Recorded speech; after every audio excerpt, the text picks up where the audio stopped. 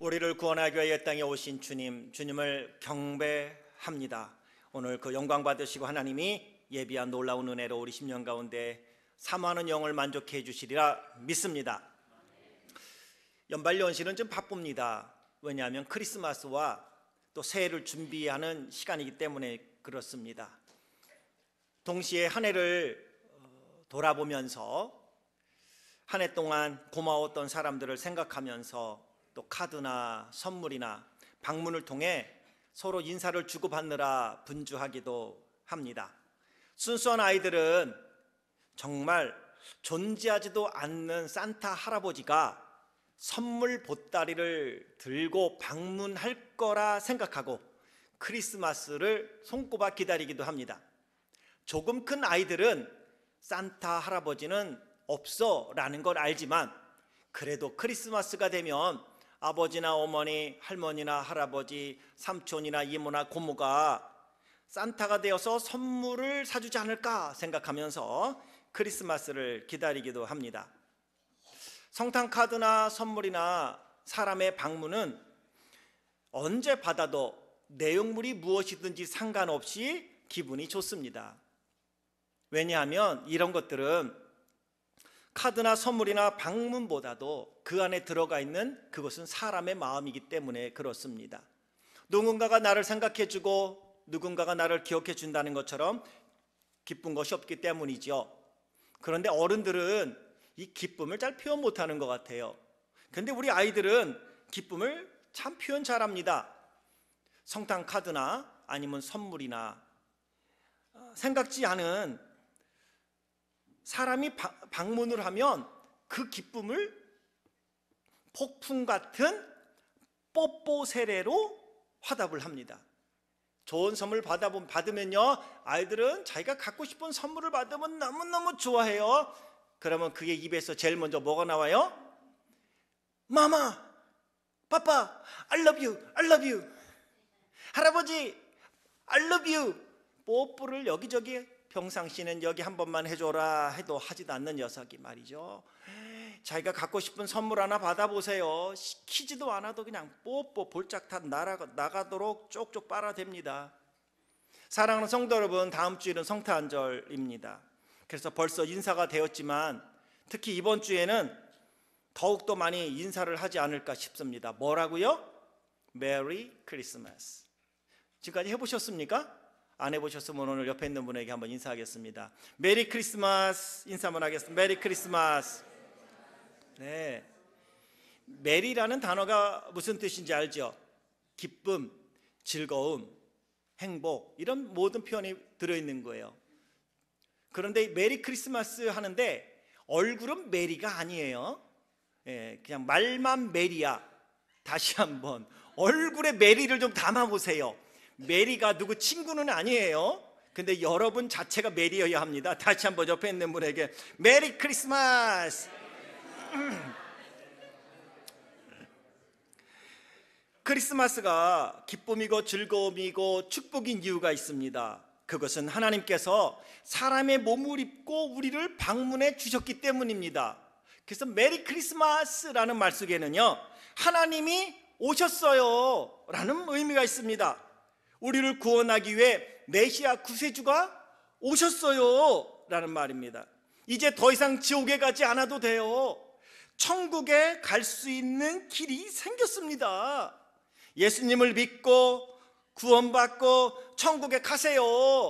사실은 그래서 메리 크리스마스예요. 여러분에게는 왜 성탄절이 메리 크리스마스입니까? 그리고 사람들에게 즐거운 성탄절 되세요 라고 하는 이유는 무엇입니까? 생각해 보셨습니까? 그냥 메리 크리스마스, 이거는 고유명사가 아닙니다. 메리 크리스마스는요, 신앙 고백입니다. 우리는 그런데 메리 크리스마스를 고유명사로 생각을 해요. 아무 의미도 없이 그냥 성탄절이 되면 인사하는 것처럼. 하지만 저나 여러분, 예수 그리스도를 믿고 구원받은 하나님의 자녀인 저나 여러분, 우리는 메리 크리스마스라는 그 의미가 기도의 선포여야 되겠고 신앙의 선포여야 되겠고 복음 선포라는 사실을 기억하며 메리 크리스마스를 많은 사람들에게 전달해 줄 수 있길 주의 이름으로 축복합니다. 성탄절은 하나님은 먼저 사람을 찾아오시는 분이라는 걸 보여주고 있는 겁니다. 우리는 신앙생활이 하나님을 찾아가는 거라고 생각합니다. No. 성경은 한 번도 신앙이, 믿음이 우리가 하나님을 찾아가는 거라고 말씀하지 않습니다. 성경은 성경이란 찾아오신 하나님을 영접하는 게 믿음이요 신앙이라고 말씀합니다. 믿음과 신앙이란 이미 찾아오셨고 성경을 통해 말씀하신 그 예수 그리스도를 믿고 그 예수님을 영접하는 것이 믿음이요 신앙입니다. 근데 우리는 자꾸 신앙과 믿음을 뭔가 하나님을 찾아가려고 그래요. 주님을 영접하세요 라고 말하면 이게 무슨 말인지 모르는데 오늘 본문을 통해서 주님을 영접하는 것이 무엇인지도 여러분 알게 될 거예요. 사람의 몸을 입고 이 땅에 오신 하나님이신 예수님을 우리는 영접하는 게 그게 곧 믿음이요, 그때 우리에겐 구원이 이루어지는 건데요. 예수님을 어떻게 영접하겠습니까? 성경은 하나님의 말씀입니다. 하나님의 그 말씀이 육신이 되어 이 땅에 오신 분이 예수님입니다. 지금은 예수님이 눈에 보이지 않아요. 하지만 성경에는 예수님이 기록되어 있고 예수님의 말씀이 있고 하나님의 말씀이고 성경이니 기록된 말씀을 아멘 하고 믿는 것이 곧 믿음이고 순종이 그거 예수님 영접하는 거예요. 무엇으로 예수님을 영접하겠어요? 눈으로 봤어요? 하나님 본자는 죽어요. 그런데 우리는 어떻게 하나님의 존재를 믿습니까? 성경에 기록된 하나님의 말씀, 이것이 하나님인 것을 우리는 믿는 것입니다. 그래서 크리스마스는요, 먼저 우리를 찾아오신 그 예수님을, 하나님을 우리는 기억하는 거예요. 요한복음 1장 9절부터 11절에 이 사실을 우리에게 분명히 말씀하시니 참빛 곧 세상에 와서 각 사람에게 비추는 빛이 있었나니 그가 세상에 계셨으면 세상은 그로 말미암아 지은 바 되었으되 세상이 그를 알지 못하였고 자기 땅에 오매 자기 백성이 영접지 아니하였으나. 예수님을 땅에 이미 오셨습니다. 그럼에도 불구하고 사람들이 영접하지 않았습니다. 그렇다면 어떻게 구원이 임하고 무엇이 믿음이며 무엇이 신앙이냐? 신앙생활을 어떻게 하는 것이냐? 12절 요한복음 1장 12절 영접하는 자 곧 그 이름을 믿는 자들에게는 하나님의 자녀가 되는 권세를 주셨다. 영접하는 겁니다. 크리스마스는 이 땅에 오신 예수님을 내가 영접하는 겁니다. 그 말씀을 내가 영접하는 겁니다. 찾아가는 게 아니에요. 이미 하나님 우리에게 찾아오셨어요. 중요한 것은 하나님이 사람의 몸을 입고 이 땅에 오매 자기 백성이 영접지 아니하였으나. 중요한 건 이미 오셨습니다. 찾아갈 필요가 없어요. 이미 오셨어요. 영접하는 자, 곧 그 이름을 믿는 자들에게는 하나님의 자녀가 되는 권세를 주셨으니. 오늘 저나 여러분 우리를 찾아오신 그 주님을 영접할 수 있기를 원합니다. 찾아오신 그 주님을 여러분의 마음에 믿을 수 있길 주의 이름으로 축원합니다. 이 성탄절에 정말 그리하여 예수님 때문에, 내가 영접한 그 예수님 때문에 메리 크리스마스라고 정말 웃으면서 내가 메리예요, 내 안에 계신 예수님이 여기 계시기에 내가 기쁨의 성탄절의 증인이요 라는 마음으로 많은 사람들에게 정말 메리 크리스마스라고 확신 있게 말할 수 있는 성도들이 되길 주의 이름으로 축원합니다.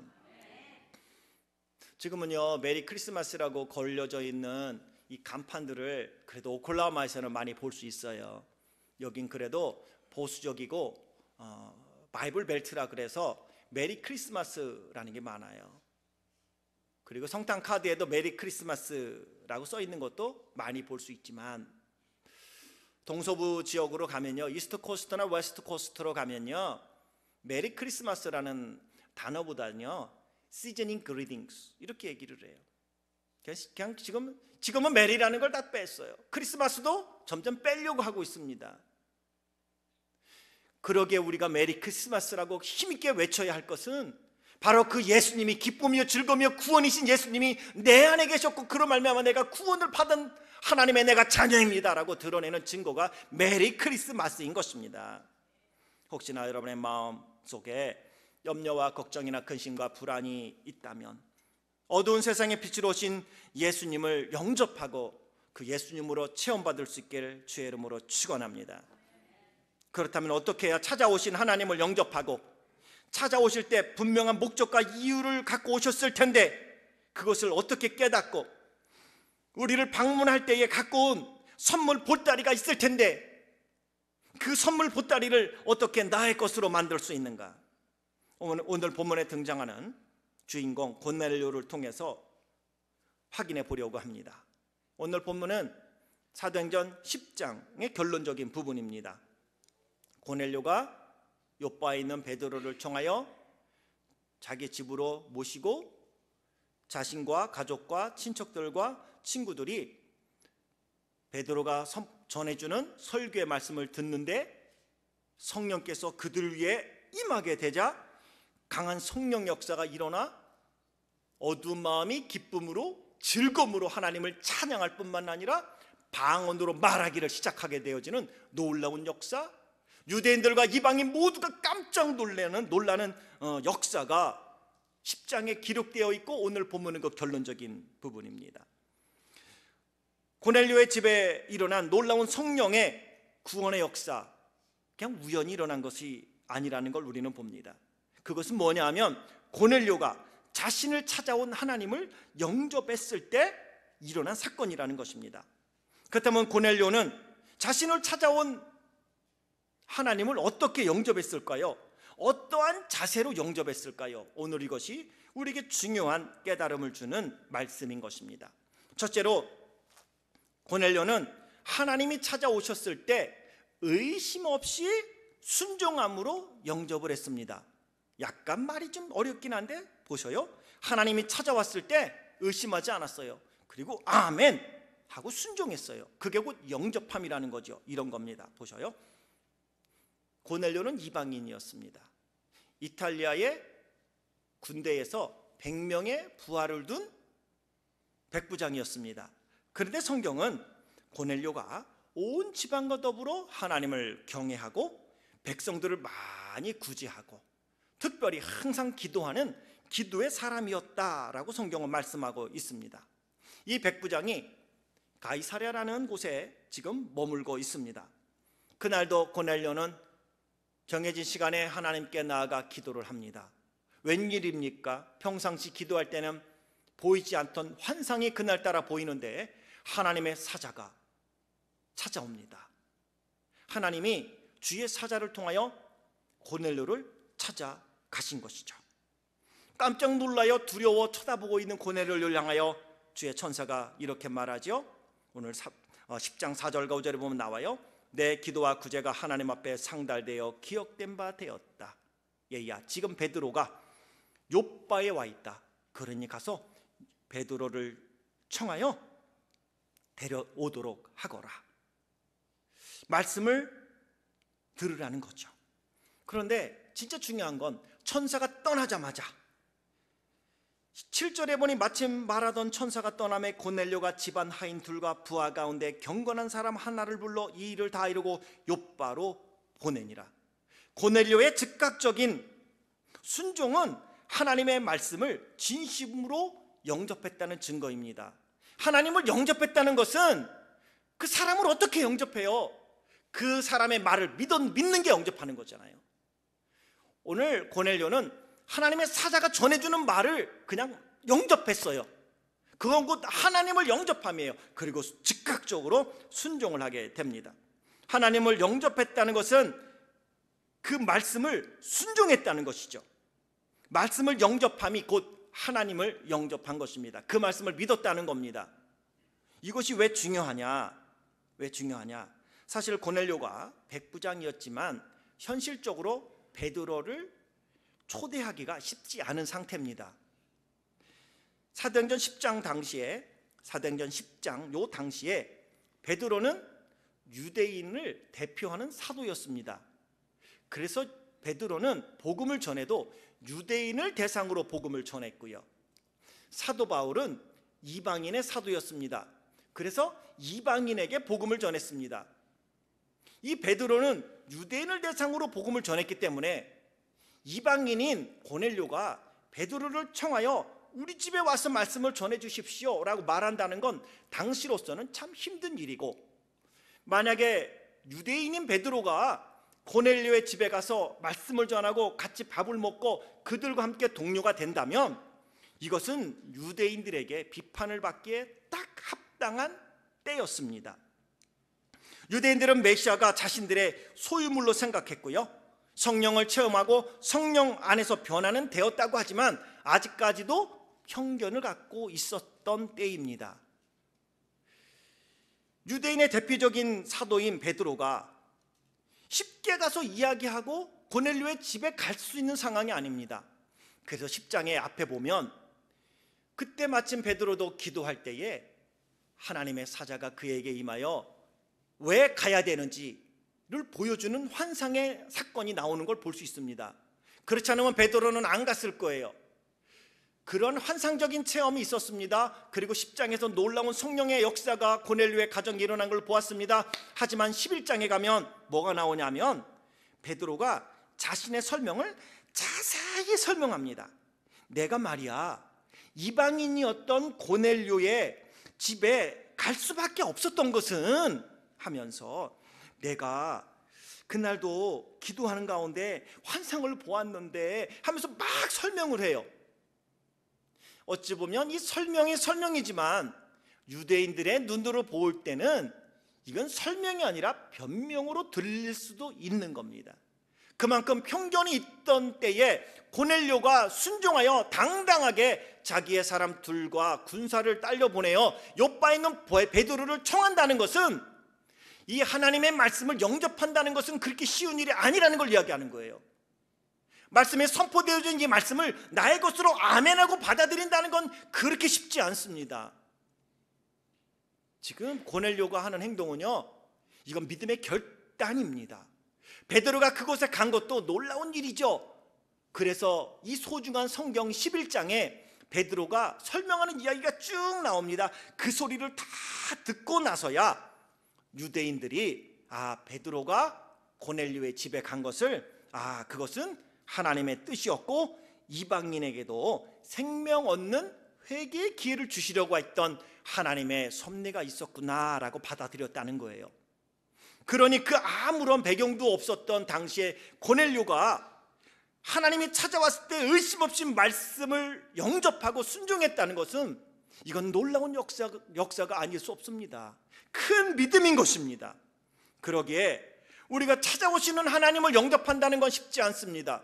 말씀을 나의 말씀으로 받아들이고 그 말씀을 아멘하고 순종으로 나아간다는 것은 결코 쉬운 일이 아니지만 그렇게 하나님의 말씀을 나의 말씀으로 받아들여 그 말씀을 영접함이 곧 하나님을 영접함인 줄 알고 말씀에 순종할 때에 놀라운 성령의 능력과 기름 부음의 역사가 축복으로 나타난다는 것입니다.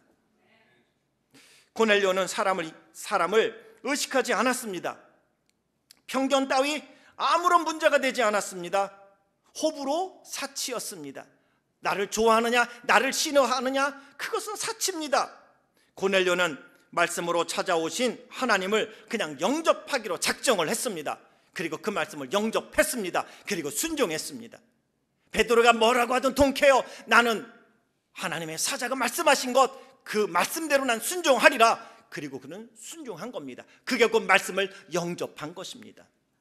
예수님을 영접하는 자, 그 이름을 믿는 자들에게는 하나님의 권세가 나타나게 되어 있습니다. 그 권세가 나타나기 위해서는 오늘 고넬료가 보여준 것처럼 사람을 의식하지 않습니다. 편견 따위 아무런 문제가 되지 않습니다. 호불호 동케어 오늘도 나에게 말씀하신 그 하나님의 음성 내가 아멘으로 영접하는 겁니다. 그리고 내가 순종해 가는 것입니다. 그렇습니다. 우리는 은혜는 받고 볼 일입니다. 그렇습니다. 하나님의 사랑은 받고 볼 일입니다. 순종은 하고 볼 일입니다. 영접하고 볼 일입니다. 무슨 일이 일어날지 그건 하나님의 몫입니다. 우리 모두가 그런 얘기하지 않습니까? 다 믿습니다. 씨는 내가 뿌리고 땀은 내가 흘리지만 자라게 하시고 열매 맺게 하시는 분은 하나님인 줄 믿습니다. 우리가 이걸 믿는데 왜 하나님의 말씀을 그대로 영접하지 못할까요? 환경을 탓하겠습니까? 아니요, 고넬료는 그렇지 않았습니다. 사람을 탓하겠습니까? 고넬료는 그렇게 하지 않았습니다. 호불호 나를 좋아하거나 나를 싫어한다고 당연하지요. 베드로는 유대인의 사도인데, 그런데 하나님은 왜 고넬료에게 베드로를 청하라고 말씀하셨냐는 거지요. 그 이외에도 많은 사도들이 있습니다. 근데 왜 베드로일까요? 오늘 하나님은 고넬료를 통하여 믿음이 있다고 하는 그 베드로의 교만을 깨뜨린 것입니다. 메시아는 유대인의 메시아입니까?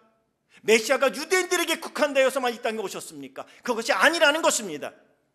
그래서 유대인 베드로는 사람들의 눈치를 보았습니다. 그래서 자신은 유대인들을 향하여 예루살렘 중심으로 사역을 했습니다. 그리고 결국 스데반 집사님으로 인한 큰 핍박이 일어났을 때도 사마리아 성에 빌립 집사님이 가서 복음을 전했습니다. 베드로가 간 게 아니란 말이에요. 그리고 뒷북쳤지요.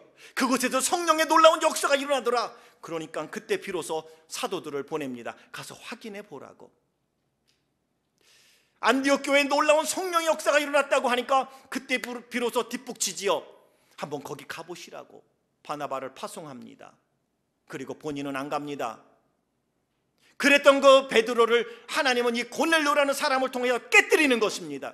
믿음으로 순종하고 말씀을 영접한 사람을 통하여 믿음이 있다고, 아직도 나는 사도라고, 유대인을 위한 사도라고 스스로를 높이 세웠던 베드로를 하나님은 부서뜨린 것입니다. 그리고 고넬료를 통하여 하나님의 뜻이 온전하게 이루어지는 것을 보여주고 있는 것입니다. 우리가 그렇게 하나님의 말씀을 영접하고 순종할 때 어떠한 일이 일어났습니까? 성령의 놀라운 역사가 일어났어요. 말씀을 듣는 이들에게 성령이 임합니다. 말씀을 듣는 이들에게 성령이 임하니 그들의 심령이 뜨거워집니다. 그리고 그들의 심령은 의와 평강과 희락, 하나님의 나라가 저들의 가슴에 충만하게 찬 겁니다. 그러니 하나님을 praising God, 하나님을 찬미하지 않을 수 없습니다. 성령이 충만하게 되니 저들은 방언으로 말하기를 시작합니다. 성령께서 터치하신 것이죠. 성령께서 저들의 입을 주장하신 것입니다. 우리는 우리의 삶을, 우리의 입술을, 우리의 생각을 성령님께 모두 다 의탁하고 그 말씀이 나에게 이루어지기를 원합니다 라는 마음으로 하나님 앞에 나아갈 때에 고넬료에게 임했던 놀라운 역사, 찾아오신 하나님을 영접했던 고넬료에게 임했던 그의 가족과 그의 친지들과 그 이웃들에게 임한 놀라운 역사와 축복이 저나 여러분 우리의 것이 이 크리스마스 때에 이루어지게 되리라 믿습니다.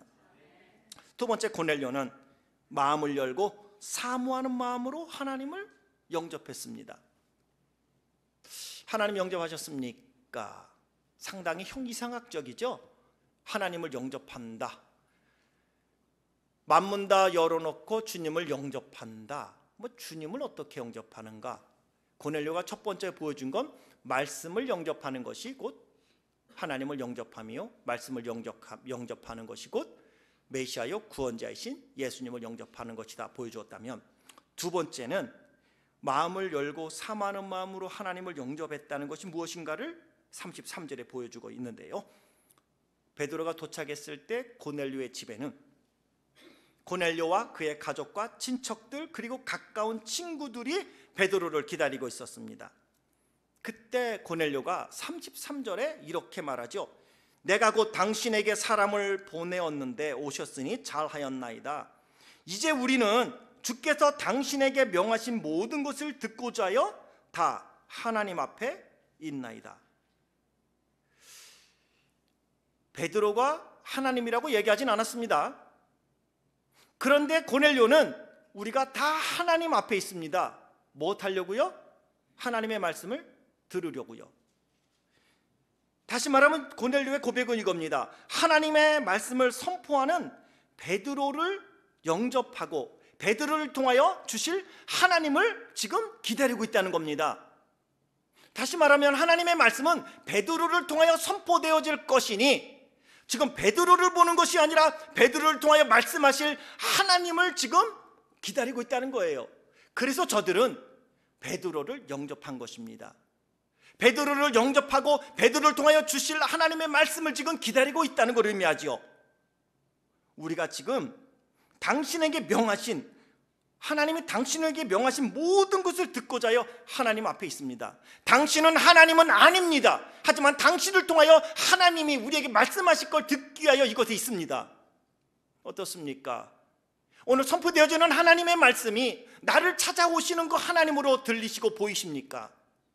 요즘은 인터넷에 정말 많은 설교가 올라와 있습니다.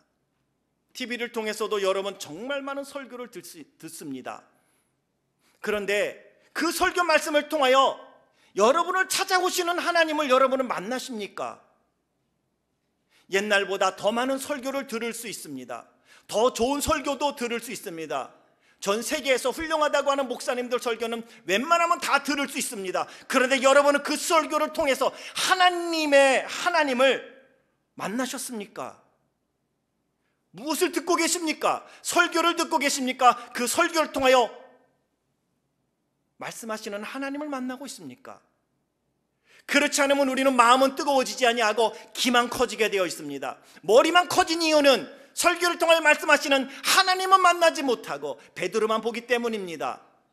오늘 고넬료는요, 베드로를 통하여 말씀하실 그 하나님 앞에 있다고 말합니다. 설교를 들을 때마다 두렵고 떨림으로, 인터넷에서 설교를 들을 때마다, 교회에 나와서 설교를 들을 때마다 여러분은 설교자를 통하여 말씀하시는 그 하나님 앞에 서서 그 하나님을 만납니까? 하나님을 듣습니까? 어찌 그 하나님을 만났다면 하나님을 만난 사람의 모습이 어때야 된다고 생각하십니까? 그래서 설교를 많이 들으면 많이 들을수록 여러분은 하나님을 닮아야 하고 하나님의 뜻을 깨닫고 순종하는 사람이 되어야 하는 줄 믿습니다. 오늘 고넬료가 그 고백을 하는 것입니다. 당신은 하나님은 아니지만 당신을 통해서 말씀하실 우리는 하나님을 기다리기에 지금 우리는 하나님 앞에 있습니다.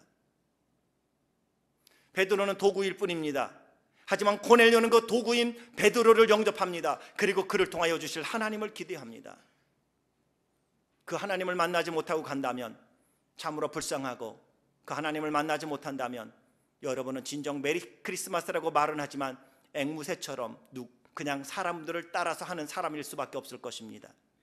하지만 오늘 하나님의 음성을 듣고 그 하나님을 영접한다면 여러분이 정말 메리 크리스마스 할 때에 그 마음속에 구세주 되시는 예수님을 내가 믿습니다. 나를 위하여 죽으셨고 나를 위하여 부활하셨고 이 땅에 사람의 몸을 입고 와 구원을 이루신 그 주님은 다시 오실 줄 내가 믿습니다.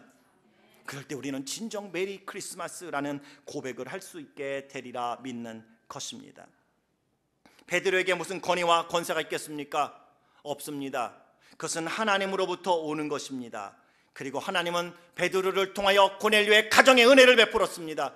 하나님은 베드로를 통하여 그 가정에 능력을 베풀었습니다. 하나님은 고넬료를 통하여 그 가정에 구원을 베풀었습니다. 오늘도 하나님은 여러분을 여러 가지 방법으로 찾아오십니다. 오늘 고넬료는 마음을 열고 사모하는 마음으로 베드로를 맞으며 하나님의 음성 듣기를 원했습니다. 지금 이 시대는 말씀은 많은데 그 말씀을 나의 말씀으로 받아들이지 아니하기 때문에 점점 세상이 공고하여 가고 세상이 점점 강팍해져 간다는 말, 저나 여러분 우리를 향한 세상의 이야기는 아닐까요? 성탄절을 준비하면서 진정 나는 누구인가, 그리스도 안에서 나는 어떠한 존재인가, 그리고 왜 메리 크리스마스가 오늘 나의 상징이어야 하고 메리 크리스마스가 왜 크게 선포되어져야 하는지 여러분 한 번 더 기억하고 성탄절에 고넬료처럼 찾아오신 예수님을, 찾아오신 하나님을 영접하고 그분 안에서 여러분의 존재가 새로워지고 여러분을 통한 하늘의 뜻이 이 땅 가운데 충만한 축복으로 드러나길 주의 이름으로 축원합니다. 마지막으로 고넬료가 자신을 찾아오신 하나님을 영접했을 때 그에게 어떠한 역사가 일어났는가 봅니다. 44절 베드로가 이 말을 할 때에 성령이 말씀 듣는 모든 사람에게 내려오시니, 여러분 이것이 베드로의 능력이라고 생각하십니까? 베드로가 성령을 충만케 만들 수 있다고 생각하십니까? 베드로가 모든 사람들이 심령 속에 성령을 가득 채워줄 수 있다고 여러분 생각하십니까? 아니요. 베드로는 하나님 예수 그리스도의 죽으심과 예수 그리스도의 부활하심과 예수 그리스도의 다시 오실 것임과 그리고 베드로는 죄사함의 말씀을 선포할 뿐이었습니다. 그런데 그 말씀을 영접하고 하나님 앞에 서서 그 말씀을 자신의 말씀으로 사모하는 그 심령들 위에 성령께서 충만함으로 임하게 된 것입니다. 그러자 방언을 말합니다. 그리고 하나님을 찬양하기 시작하고요, 저들의 얼굴에 웃음이 생겼습니다. 가슴에 기쁨이 시작되었습니다. 성령께서 임하자 그 어둠이 다 물러간 것이죠. 두려움도 물러갔습니다. 그리고 유대인과 이방인들이 하나가 되었습니다. 주의 성령의 놀라운 역사입니다. 나를 찾아오신 그 예수님을, 여러분을 찾아오시는 그 예수님을 영접하십시오. 그럴 때 놀라운 일들이 일어나게 됩니다. 생각지도 않던 성령님이 방문하셨어요. 저들은 너무 기뻤어요. 뛸 듯이 기뻤습니다. 사도행전 2장에 있던 마가의 다락방에 있던 사람들처럼 고넬료의 가정에 있던 모든 이들이 너무 기뻤어요. 방언으로 말하고 하나님을 찬양합니다. 그런데 놀라운 거 있죠. 사실은 그렇게 성령 하나님이 찾아오시다 깜짝 놀란 거는 베드로를 포함한 유대인들, 그리고 고넬료를 포함한 이방인들이에요. 어찌 우리에게도 이런 일이 일어날 수 있는가? 유대인들은 어떻게 저들에게도 저런 일이 일어날 수 있지?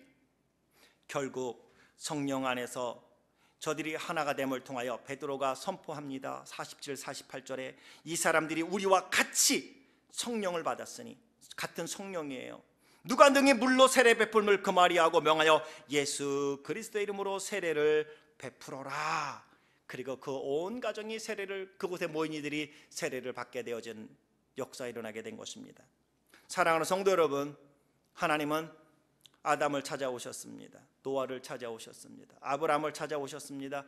야곱을 찾아오셨습니다. 그리고 선지자들을 찾아오셨습니다.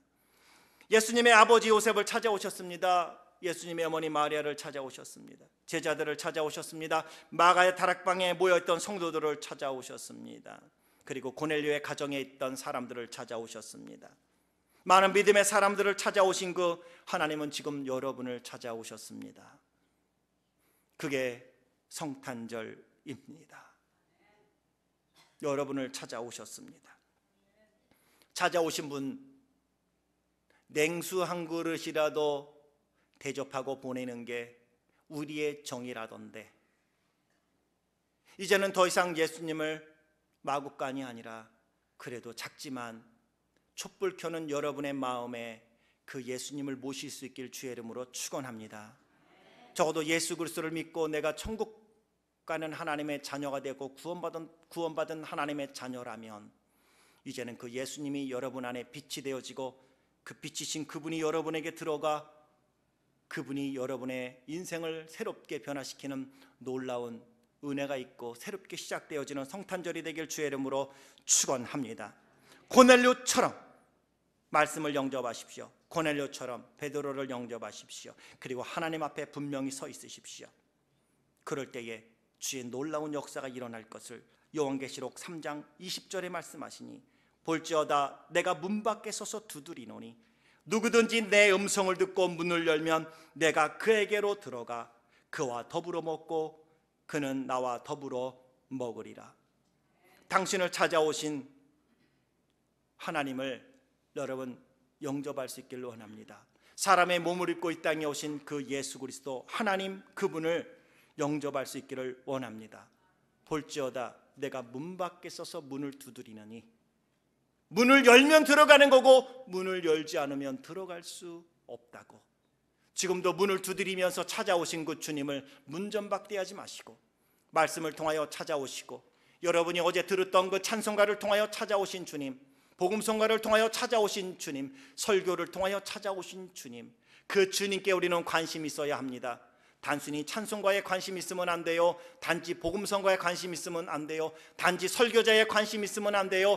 단지 설교 내용에 관심 있으면 안 됩니다.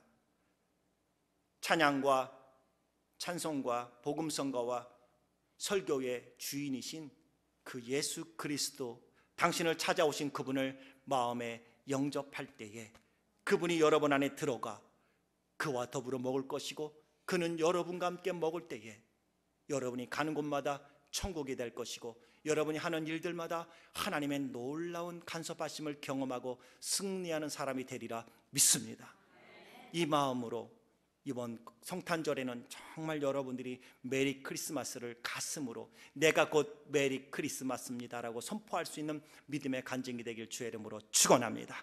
그런 의미에서 밴드분들에게 다시 한번 정말 내가 기쁨의 예수 그리스도의 사람이요 라는 선포를 하겠습니다. 메리 크리스마스. 인사하겠습니다. 메리 크리스마스. 기도하겠습니다. 사랑의 하나님 아버지, 세상